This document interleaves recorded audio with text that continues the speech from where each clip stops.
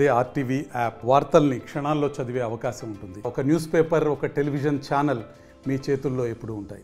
శాసనసభ్యుడిగా నేను 2009లో ఎన్నికైనప్పుడు కొంత బాధాకరమైన పరిస్థితులు ఈ ప్రాంతంలో ఉండేది. అంతకుముందు కూడా విపరీతమైన ఆత్మహత్యలు ఒకటే రోజు ఆనాడు 2007వ సంవత్సరంలో కూడా జరిగినప్పుడు ఒకటే వారంలో 8-9 మంది నేతన్నలు చనిపోయినప్పుడు కేసీఆర్ గారు చెలించిపోయి ఆనాడు పార్లమెంట్ సభ్యుడిగా అప్పటి కాంగ్రెస్ ప్రభుత్వం స్పందించకపోతే సిరిసిల్ల ఉరిసిల్లగా మారుతున్నది, దయచేసి మీ మొద్దు నిద్ర నుంచి మేల్కోండి, ముందుకు రండి, కాపాడండి అంటే కూడా ఎన్ని ఆర్తనాదాలు చేసినా వినిపించుకోలేదు.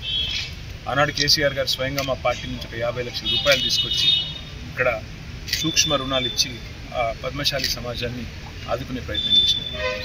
తర్వాత అధికారంలోకి వచ్చిన తర్వాత తెలంగాణ రాష్ట్రం ఏర్పడ్డ తర్వాత ఒక్క నేతన్న కూడా చనిపోకుండా వారికి ధైర్యాన్ని ఇచ్చే విధంగా బ్రహ్మాండమైన పాలసీలు తీసుకొచ్చి చేనేత మిత్ర కావచ్చు, నేతన్నకు చేయూత కావచ్చు, బతుకమ్మ చీరల ఆర్డర్లు కావచ్చు, చేనేత బంధు కావచ్చు, ఇవన్నీ కూడా తీసుకొని రావడం వల్ల మన రాష్ట్రంలో నేతన్నలకు మెరుగైన ఉపాధి, వారికి గౌరవప్రదమైన వేతనం నెలకొక 15 నుంచి 20 వేల రూపాయలు సిరిసిల్ల లాంటి ప్రాంతంలో దొరికే విధంగా కార్యక్రమాలు రూపకల్పన జరిగింది. వాళ్ళ దురదృష్టం రేవంత్ రెడ్డి ప్రభుత్వం వచ్చిన తర్వాత గత 4.5 మాసాల్లో ఇది 3వదో 4వదో ఆత్మహత్య ఈ ఒక్క రోజులోనే. ఇక్కడ సిరిసిల్ల పట్టణంలో అడిషర్ల సాయి అనే తమ్ముడు, 26 ఏళ్ల వార్పిన్ కార్మికుడు, అదేవిధంగా తంగలపల్లిలో అంకారపు మల్లేశం అనే మరొక సోదరుడు, ఇద్దరు కూడా ఒకే రోజు మరణించడం అనేది నిజంగా కూడా ఇది ప్రభుత్వం చేసిన హత్యగానే నేనైతే భావిస్తాను. ఎందుకంటే బాగా నడుస్తున్న పరిశ్రమను కేవలం కేసీఆర్ మీద కోపంతో, కేటీఆర్ మీద కోపంతో, నా నియోజకవర్గం అనే కోపంతో వాళ్ళ రేవంత్ రెడ్డి ఆయన ప్రభుత్వం ఈ రకంగా వేధించడం, మళ్ళీ దాని పర్యవసానంగా ఇవాళ ఆత్మహత్యలు జరిగే పరిస్థితి రావడం, మళ్ళీ తిరిగి సిరిసిల్ల ఉరిసిల్లగా మారే పరిస్థితి రావడం అనేది నిజంగా చాలా చాలా దురదృష్టకరం.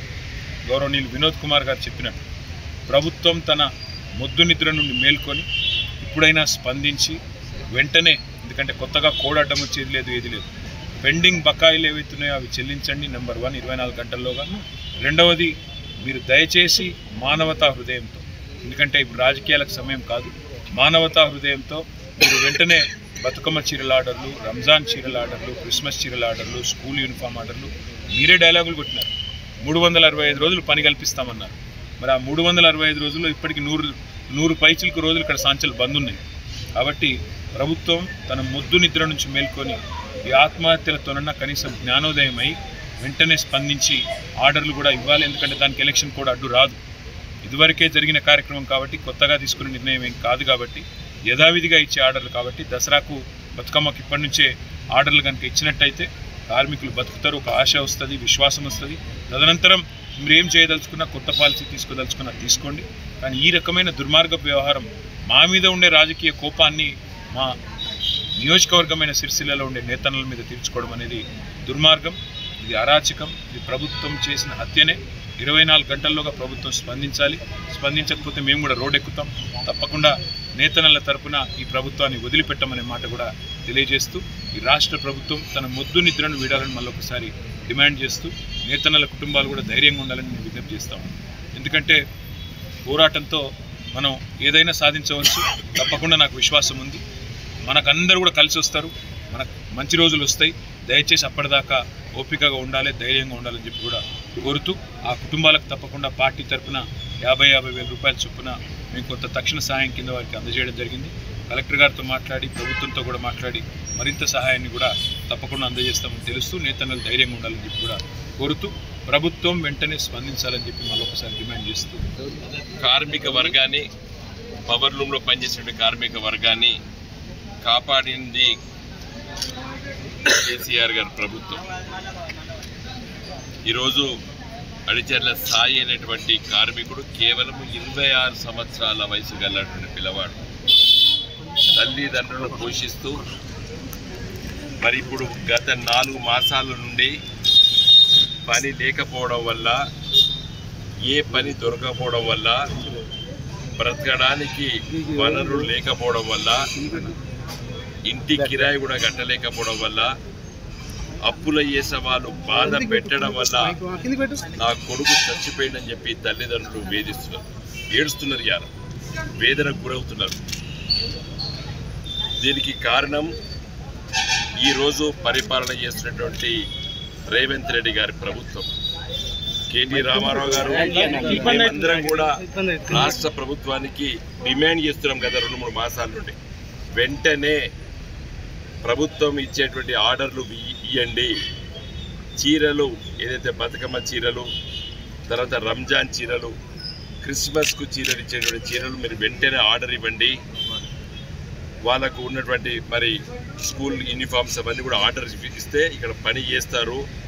గత 8-9 సంవత్సరాల నుండి కేటీ రామారావు గారు ఒక మంచి పాలసీ తీసుకొచ్చేసి విన్ విన్ సిచ్యుయేషన్, ప్రభుత్వము పని కల్పించడము, అదేవిధంగా మరి ఆ ఉత్పత్తి అయినటువంటి వాటిని మరి పేద వర్గాలకి చీరలు ఇవన్నీ కూడా పండుగ సందర్భంలో పంచడము, ఈ పాలసీని తీసుకొచ్చేసి ఇక్కడ కార్మిక వర్గానికి ప్రతిరోజు మంచి మరి వేతనం చెల్లించే విధంగా ఒక మంచి పాలసీని తీసుకొస్తే ఈ రాష్ట్రాన్ని ఇలా పరిపాలిస్తున్నటువంటి రేవంత్ రెడ్డి గారు అధికారులు దీన్ని చాలా చిన్న చూపు చూసి వ్యంగ్యంగా వ్యాఖ్యానాలు చేసేసి ఈరోజు మరి ఈ కార్మిక వర్గాన్ని పవర్ లూమ్లో పనిచేసేటువంటి మరి కార్మికుల్ని కూడా వ్యంగ్యంగా మరి మాట్లాడి ఇవన్నీ కూడా వాళ్ళు మనోవేదనానికి గురి చేసింది. ఈరోజు దురదృష్టవశాత్తు సాయి చనిపోవడం చాలా దురదృష్టం. వాళ్ళ కుటుంబ సభ్యుల్ని మా పార్టీ తరఫున మేము ఆదుకుంటాము. మేము వెంటనే డిమాండ్ చేస్తున్నాం. సూసైడ్ అనేది ఎట్లుంటుందంటే ఒకసారి ఆ ఆలోచనలు వచ్చినట్టే కార్మిక వర్గానికి అది వ్యాప్తి చెందుతుంది. మేము ఉద్యమకాలంలో కేసీఆర్ గారు వచ్చి ఇక్కడ కార్మిక వర్గాన్ని కాపాడడానికి మేము ఆ రోజు 50 లక్షల రూపాయలు అంటే దాదాపు 20 సంవత్సరాల క్రితము ఇచ్చి కాపాడిన ధైర్యం ఇచ్చాము.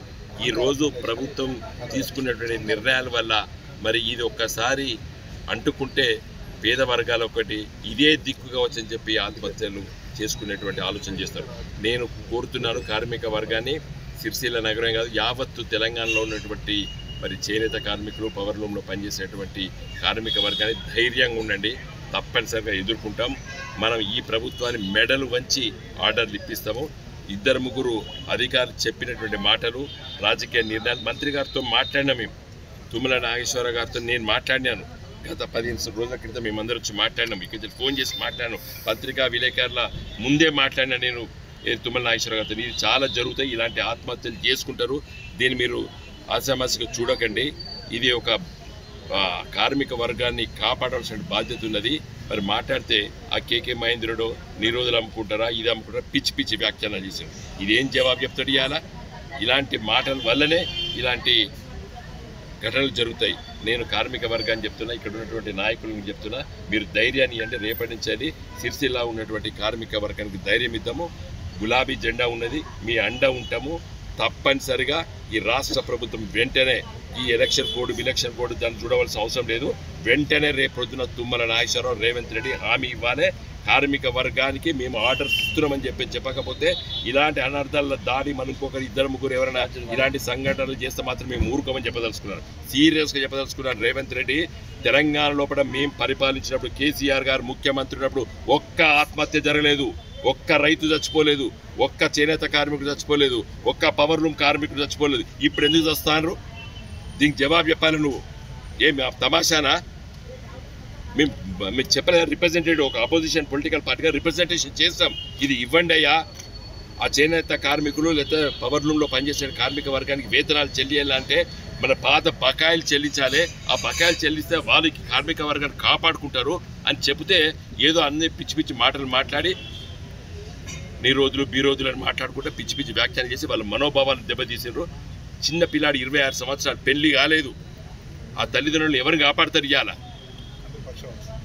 కాబట్టి వెంటనే మేము డిమాండ్ చేస్తున్నాం, రేపు 24 గంటల లోపల నువ్వు పాత బకాయిలు చెల్లించాలి. నెంబర్ 1. నెంబర్ 2, ఇమ్మీడియట్గా ఆర్డర్ ప్లేస్ చేయొచ్చు. దీనికి ఏమి ఎలక్షన్ కోడ్, విలక్షన్ కోడ్ ఏముండదు. ఎందుకంటే పాత స్కీమే అది. గత 10 సంవత్సరాలు 8 సంవత్సరాలు వస్తున్న స్కీము. దానికి పెద్ద ఏమి ఉండదు. వెంటనే బతుకమ్మ చీరలు, మిగతా చీరలు ఆర్డర్స్ ఇవ్వాలని చెప్పి నేను. నమస్తే అండి.